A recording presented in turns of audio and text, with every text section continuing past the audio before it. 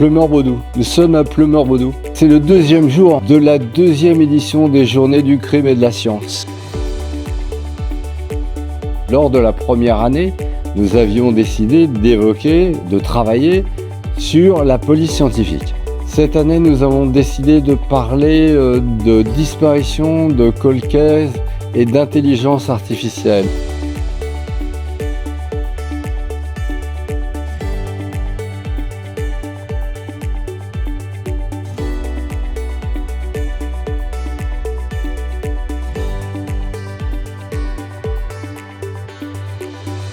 J'ai demandé à chacun de mes intervenants de dire le vrai, c'est-à-dire d'expliquer aux gens, de lever le voile sur leur métier, leur spécialité, de parler aussi des trains qui n'arrivent pas à l'heure.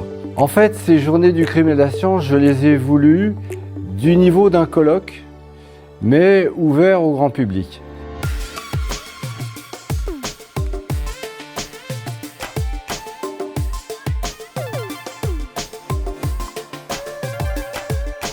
J'ai quelques connaissances, j'ai été chef de l'identité judiciaire de Paris, j'ai enseigné 20 ans à l'Institut de criminologie du Panthéon-Assas, je continue à enseigner au CNAM, mais ces connaissances, quelques connaissances livresques que j'ai, comme les connaissances que je peux avoir dans mon carnet d'adresses, si je les garde pour moi, ça n'a aucun sens. Et donc l'idée est venue de créer un événement pour partager ces connaissances, partager avec la population, le public.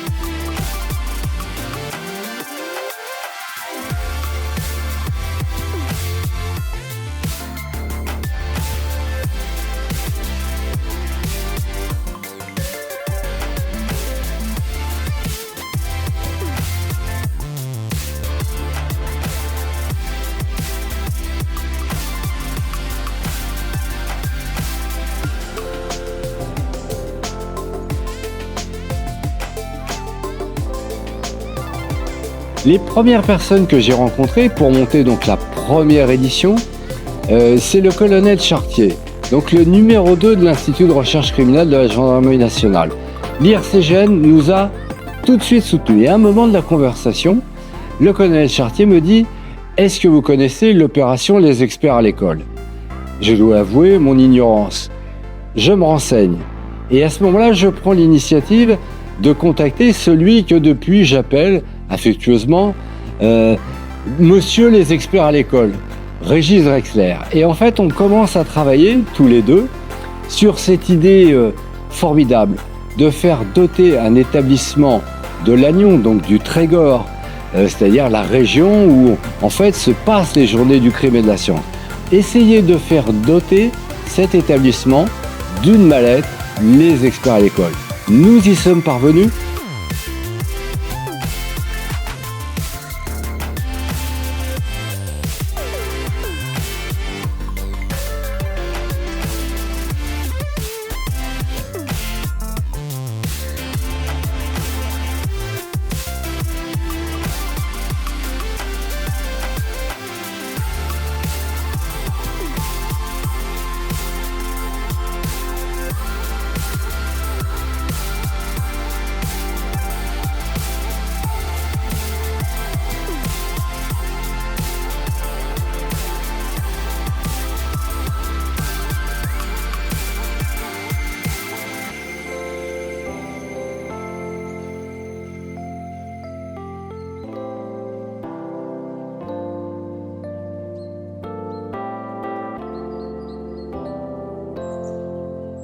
Nous étions présents l'année dernière pour fournir une mallette pédagogique à un établissement scolaire, celui qui est derrière moi.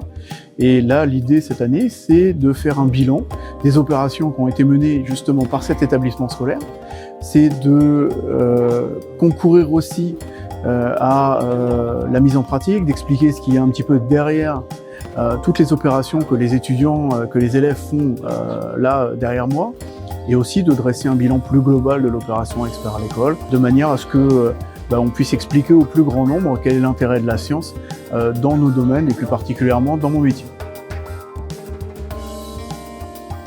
Au lycée, on a décidé de monter un projet avec mes collègues de sciences, donc SVT et puis physique. Nous avons eu 2 mallettes pédagogiques avec du matériel professionnel et ce qui nous a permis de travailler en criminalistique. Les élèves ont été divisés en plusieurs groupes. On leur a fait faire une enquête et certains ont travaillé sur la balistique, d'autres sur les traces papillaires, etc.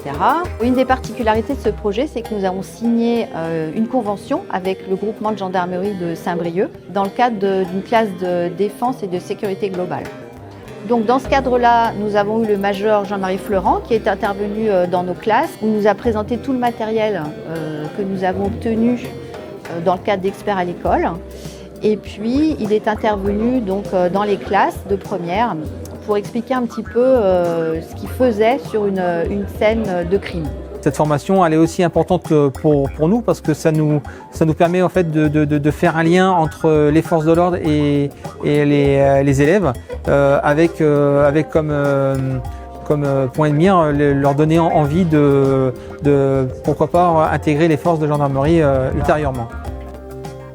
Ce qui est vraiment intéressant pour la gendarmerie, c'est de permettre effectivement à ces jeunes lycéens d'avoir une relation avec les militaires de la gendarmerie qui soit une relation qui sorte des relations habituelles, de pouvoir peut-être pour certains, s'ils ont une aspiration, une intuition, une vocation, pouvoir échanger avec des gendarmes, notamment la cellule d'identification criminelle des Côtes-d'Armor qui s'investit là-dedans.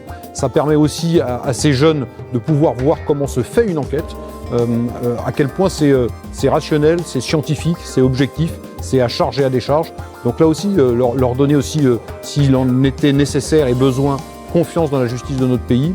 Et puis, enfin, dernier point, à mon avis, pour moi, très important, permettre à ces jeunes d'ouvrir leurs horizons sur des métiers qu'ils ne connaissent pas, sur des disciplines qu'ils ne connaissent pas. Et in fine, j'oublierais l'essentiel si je ne le disais pas, ça nous permet à nous aussi de nous enrichir parce qu'au contact de ces jeunes, on donne un peu mais on reçoit beaucoup et c'est cela que je veux en retenir. Depuis 1 an que cette classe défense existe au lycée Bossuet, donc on s'est concentré sur les classes de première et là c'est en train de se développer aussi en seconde, en troisième, en classe de troisième et en classe de terminale qui peuvent bénéficier d'échanges avec les corps de la gendarmerie également. On a la chance aussi à Saint-Joseph-Bossuet d'avoir une équipe solide, une équipe qui travaille ensemble et qui s'est tout de suite impliquée dans le projet. Cette équipe-là a donné envie à nos élèves de découvrir la diversité des métiers scientifiques, de la police et de la gendarmerie. Et un des éléments qui me tient à cœur aussi, c'est de faire découvrir les métiers scientifiques aux jeunes filles justement qui se mettent des barrières et qui n'ont pas souvent accès à ces métiers scientifiques. Ça permet aussi qu'elles puissent se dire c'est un défi, mais je peux tenter l'aventure.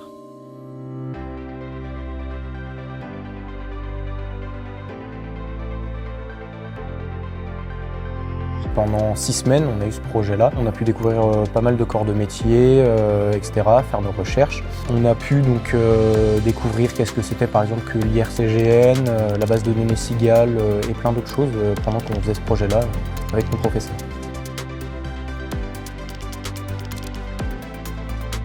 Je trouvais que c'était super intéressant le fait qu'on puisse intervenir avec des gendarmes. Déjà parce qu'on a eu leur propre expérience personnelle. En fait, du coup, ça change d'habitude parce qu'on n'a plus le côté supériorité. Ils viennent vraiment pour venir nous expliquer des choses et je trouve ça super intéressant parce qu'on va avoir un point de vue de la société et de la vie de manière générale très différente.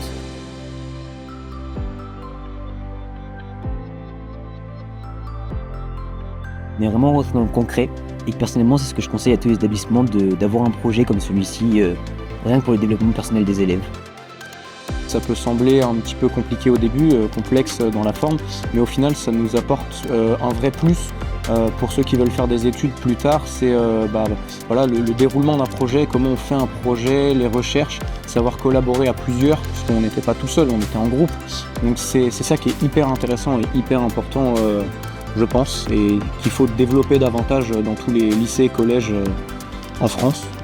Et finalement, c'est une très bonne expérience de vie que je conseille à tout le monde encore une fois.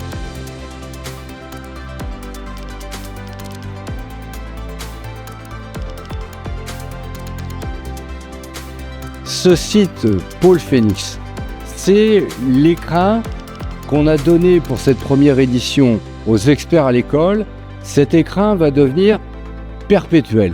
Voilà, c'est-à-dire que les experts à l'école seront toujours les bienvenus sur le site du Pôle Phénix.